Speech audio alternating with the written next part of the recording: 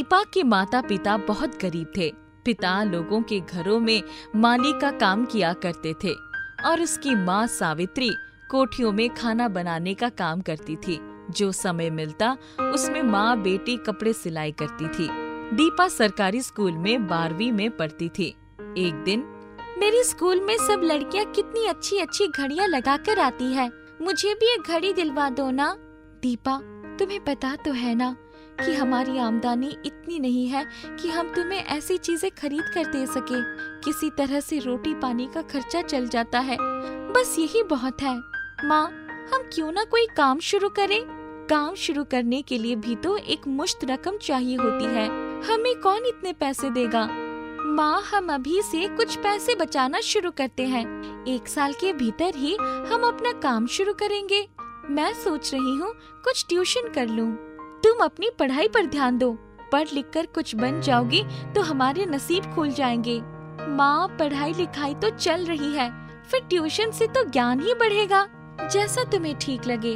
ओह माँ, तुम कितनी अच्छी हो। दिया अपने स्कूल को लौट कर आती तो छोटे बच्चों को पढ़ाने चली जाती। धीरे धीरे उसको 5-6 बच्चों को पढ़ाने का काम मिल गया था। वहाँ से आकर माँ के साथ सिलाई के काम में भी मदद करती थी और रात को अपनी पढ़ाई करती। रात के खाने में माँ की मदद करती। एक दिन सावित्री जब काम से वापस आई तो कोठी से पनीर की सब्जी ले आई।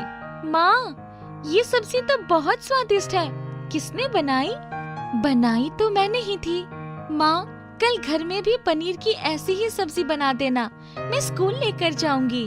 पनीर और थोड़े से काजू चाहिए, वो कहाँ से खरीदेंगे? माँ, ये लो पैसे, लेकिन आज रात के खाने में पनीर ही बनाना। रात को सावित्री ने पनीर की सब्जी बनाई। जब सब लोग खाने बैठते हैं तो माँ, क्या बढ़िया सब्जी बनाई है तुमने, तुम्हारे हाथ में तो जादू है, कल मेरे टिफिन में भी रख देना। ठीक है।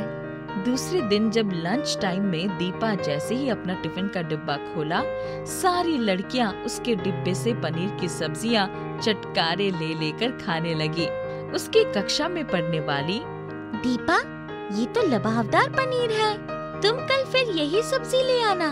अरे नहीं, इसको बनाने में बहुत मेहनत और खर्च आता है, इसलिए बाजार में ये लबाबदार पनीर की सब्जी 25 रुपए प्लेट बिकती है।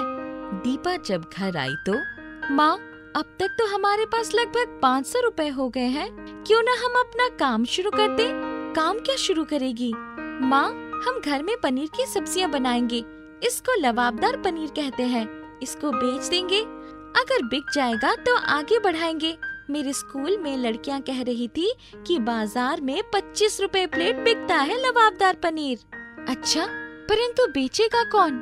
माँ, तुम सब्जी बना देना, मैं घर के बाहर ही एक टेबल लगाकर बेच लूंगी, हमारी दुकान शुरू हो जाएगी। दीपा ने माँ को 500 रुपए पकड़ा दिया और स्कूल चली गई। लंच टाइम में सुनो, आज मैं अपने घर के सामने लबाबदार पनीर का स्टॉल लगाऊंगी, जिसको भी सब्जी खरीदनी है आ जाना। शाम को जब वो ट्यूशन करने गई तो उसने वहाँ से सबको बता दिया। दीपा जब घर आई तो साथ में कुछ पैकिंग वाले डिब्बे भी ले आई थी। पूरे घर में लबाबदार पनीर की खुशबू फैली हुई थी। उसने घर के बाहर ही एक बड़े से टेबल पर अपना सब्जी का भगोना रख दिया था। बाहर ही एक पेपर पर लिखा था, लबाबदार पनीर सिर्फ 25 रुपए प्लेट। ग्राहक आने शुरू हो गए। देखते ही देखते सारी सब्जी बिक गई।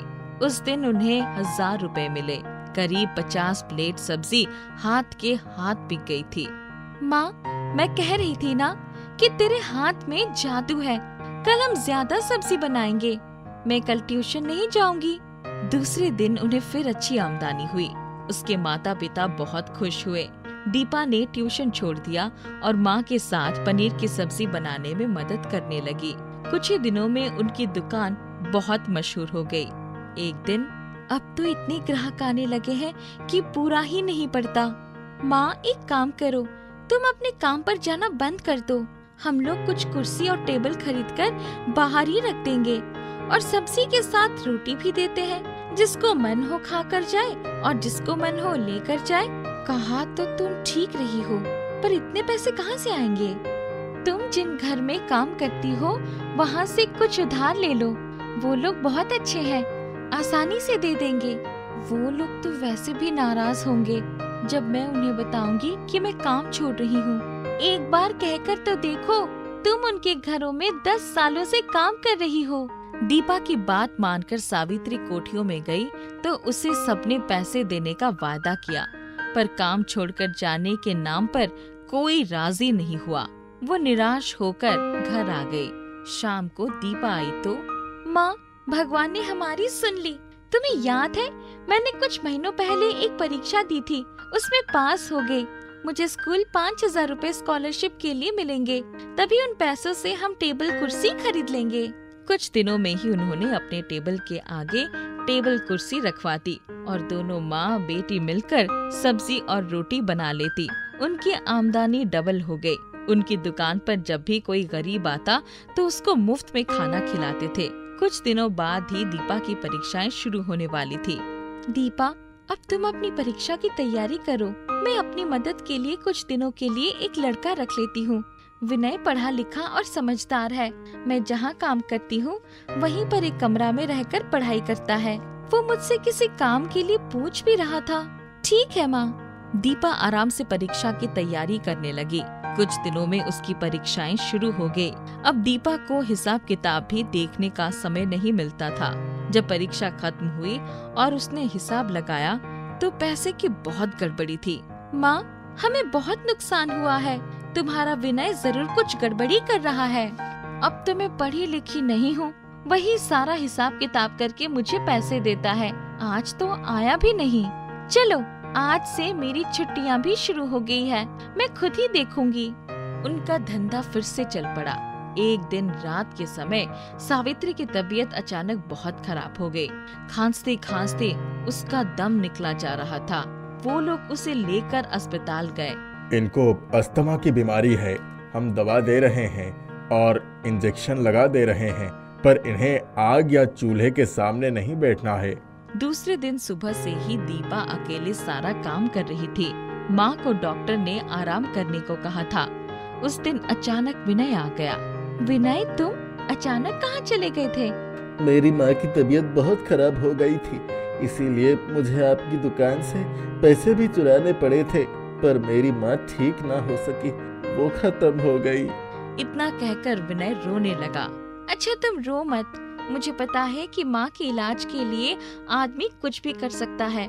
आज से ही काम पर लग जाओ, पर अब से जब भी पैसे की जरूरत होगी मुझसे मांग लेना। विनय खुशी खुशी काम पर लग गया। कुछ ही दिनों में उनकी दुकान पहले से भी ज्यादा चलने लगी। उनके पास अब बहुत पैसे हो गए। दीपा का 12वीं का रिजल्ट घोषित हो गया था। वो बहुत अच्छे नंबरों से पास हुई थी। एक दिन, माँ, क्यों ना हम अपना एक रेस्टोरेंट खोल लें? दीपा, तुम्हारी मर्जी में तो कुछ भी नहीं कर पाती हूँ, सब तुमको ही करना पड़ता है। कुछ ही दिनों में दीपा ने अपने रेस्टोरेंट खोल दिए और अब विनय और दीपा दोनों मिलकर पूरे रेस्टोरेंट का काम संभालते थे। उन्होंने कुछ आदमी भी रख लिए थे। उसका रेस्टोरेंट खूब चलने लगा। दीपा ने कुछ ही दिनों में एक गाड़ी खरीद ली। अगल बगल के लोग उनका रेस्टोरेंट खुल जाने से चिढ़ गए थे। बगल के होटल वाले माधव से सभी लोग लबाबदार पनीर की तारीफ करते तो वो जल भुनकर राख हो जाता। एक दिन उसने अचानक कुछ आदमियों के साथ जाकर दीपा के रेस्टोरेंट में तोड़फोड़ करनी शुरू कर दी। विनय, जल्दी से पुलिस को खबर करो। इस रेस्टोरेंट के आने के वजह से हमारा होटल बंद होने के कगार पर है, इसको यहाँ नहीं चलने दूंगा। अचानक पनीर का बड़ा पतीला आकर उसके सिर पर गिर पड़ा और रसोई के सारे बर्तनों ने उस पर हमला कर दिया। सारा पनीर उसके सिर पर से बहते हुए उसके मुंह में आ रहा था। पनीर मुंह में जाते ही, माफ कर दो, मैं बहुत गलत था। तुम्हारी सब्जी तो वाकई बहुत स्वादिष्ट है। तुम्हारा जो भी नुकसान हुआ है वो मैं भरपाई कर दूंगा। तुम पुलिस को मत बताओ। दीपा और विनय ने उसे माफ कर दिया। कुछ दिनों में उनकी बहुत अच्छी दोस्ती हो गई। एक दिन, दीपा, इतनी छोटी उम्र में तुमने इतना बड़ा रेस्टोरेंट कैसे खोल लिया? माधव, जहाँ चाहा वहाँ रहा। माँ की बीमारी के बाद मुझे लगा था कि मुझे सब कुछ बंद कर देना होगा, परंतु विनय ने आकर सब संभाल लिया। इसलिए हमारे इस रेस्टोरेंट में विनय पार्टनर है। तुम बहुत परिश्रमी हो और ईमानदारी से काम करती हो, इसीलिए तुम्हें सफलता मिली। मैंने कभी इसके बारे में नहीं सोचा। दीपा के रेस्टोरेंट का नाम अब बहुत मशहूर हो गया था। उसने कुछ ही सालों में अपनी पढ़ाई पूरी कर ली और विनय से उसकी शादी हो गई। अब उनके जीवन में कोई दुखी नहीं था। बहुत पुरानी बात है। भीकमपुर गांव में बांके नाम का एक किसान रहता था। उसके पास जो थोड़ी बहुत जमीन थी, वहाँ सिंचाई का कोई साधन न होने की वजह से हर साल फसल बहुत कम होती। एक दिन उसकी पत्नी लक्ष्मी ने कहा, सुनो जी, हम क्यों ना अपनी जमीन में कुआं खुदवा लें, शायद पानी मिल जाए। बांके बोला, हाँ, खुदवा तो लेंगे, पर मजदूरों के लिए पैसे कहाँ से लाएंगे? लक्ष्मी ने कहा, हम खुद ही कुआं खोदने का काम नहीं कर सकते क्या? सारे दिन फावड़ा चला चला कर हाथों में छाले पड़ जाते हैं और फसल के नाम पर कुछ नहीं मिलता। सबके कुएं 2 महीने में तैयार हो जाते हैं, हमारा ज्यादा से ज्यादा 6 महीने में तैयार होगा। बांके और उसकी पत्नी ने दूसरे दिन से ही अपने कुएं की खुदाई शुरू कर दी। लक्ष्मी घर का सारा काम निपटाकर कुएं पर रोटी लेकर जाती और शाम तक दोनों खुदाई करते रहते। गांव वाले दबी जुबान से उनका खूब मजाक उड़ाते। लगभग 3 महीने से कुएं की खुदाई चल रही थी। अब तक पानी दिखाई नहीं पड़ा। एक दिन बांके ने देखा कि कुएं के नीचे पक्की सीढ़ियां दिखाई पड़ रही हैं। वो लक्ष्मी से बोला, चलो नीचे चलकर देखते हैं कि अंदर क्या है। दोनों ने एक टॉर्च ली और नीचे उतर गए। बहुत सारी पक्की और टूटी सीढ़ियों को पार करके वे एक बगीचे में आ गए। बगीचे के बगल में एक पुराना महल दिखाई पड़ा। दोनों उस महल के भीतर चले गए। उन्हें यह भी ध्यान न रहा कि वे धरती से कई फीट नीचे हैं। उस महल में पहुंचते ही उनकी आंखें फटी की फटी रह गईं। उस महल में चारों तरफ सोने चांदी से बने सामान बिखरे पड़े थे। लक्ष्मी को तो अपनी आंखों पर यकीन ही नहीं आ रहा था। बांके बोला, लक्ष्मी, ऐसा करो, कुछ सोने के हल्के हल्के बर्तन अपने आंचल में रख लो और कुछ मेरे गमछे में बांध लो। कल बाजार में जाकर इन्हें बेच देंगे। लक्ष्मी ने फटाफट सोने के गिलास, चम्मच और जितना भी सामान रख सकती थी रख लिया। दोनों वापस सीढ़ियां चढ़कर ऊपर आ गए। इतनी खुशी थी कि सारी थकान खत्म हो गई थी। दोनों ने सुबह का खाना खाया और सो गए। सुबह उठते ही लक्ष्मी बोली, तुम दूसरे गांव की बाजार में सामान बेचने जाना। यहाँ जाओगे तो गांव वालों को पता चल जाएगा। मैं बच्चों को खिला पिलाकर सीधे कुएं पर ही जाऊंगी और खुदाई करती रहूंगी ताकि किसी को संदेह ना हो। बांके सामान बेचकर घर आया तो लक्ष्मी भी आ गई। उसने रुपयों का थैला लक्ष्मी को पकड़ाते हुए कहा, इतने पैसे तो छूते हुए भी विश्वास नहीं हो रहा है कि ये सब हमारे हैं। ये सब किसी संदूक में रख दो। लक्ष्मी बोली, अब हमें कुआं खोदने की क्या जरूरत, रोज जाएंगे और कुछ सोना निकाल कर ले आएंगे। जितना सोना है उतनी तो हमारी 7 पुश्तों के लिए भी पर्याप्त हो जाएगा।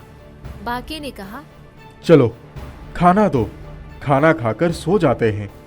कल मुंह अंधेरे ही चलना ताकि हमें जाते हुए कोई ना देखे।